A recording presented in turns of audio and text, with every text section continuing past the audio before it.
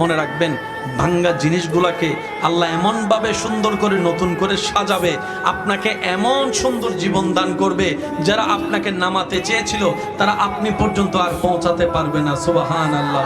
যারা আপনাকে টেনে ধরে নামাতে চেয়েছে তারা অনেক পিছনে পড়ে থাকবে, আপনি রবের রহমত নিয়ে অনেক দূরে এগিয়ে থাকবেন। মনে রাখবেন, শুধু একটু সয়ে যাবেন, একটু ধৈর্য ধরে থাকবেন, একটু সহ্য করে চুপ করে থাকবেন। যত সইবেন তত পাইবেন, যত সইবেন তত পাইবেন। কোনো আফসোস নাই, কোনো আপত্তি নাই, কোনো হা হুতাশ নাই। রবকে শুধু এতটুকু বলবেন যখনই মন খারাপ হবে, সিজদায় মাথাটা ঝুঁকিয়ে, ইয়া রব, আমি যা পেয়েছি কোনো কিছু পাওয়ার যোগ্যতা আমার কাছেই নেই, সব তুমি দয়া করে দান করেছো, সব তুমি দয়া করে দান করেছো। একটা জিনিস পাওয়ার যোগ্যতা আমার নাই, এই চোখ পাওয়ার মতো যোগ্যতা আমার কাছে নেই, এই কান শোনার মতো কান আমার কাছে নেই। আল্লাহ, কোনো কিছুরই পাওয়ার যোগ্যতা নাই, তুমি দয়া করে দেখার জন্য দুইটা চোখ দিয়েছো, তোমার দরবারে শুকরিয়া। সুবহানাল্লাহ।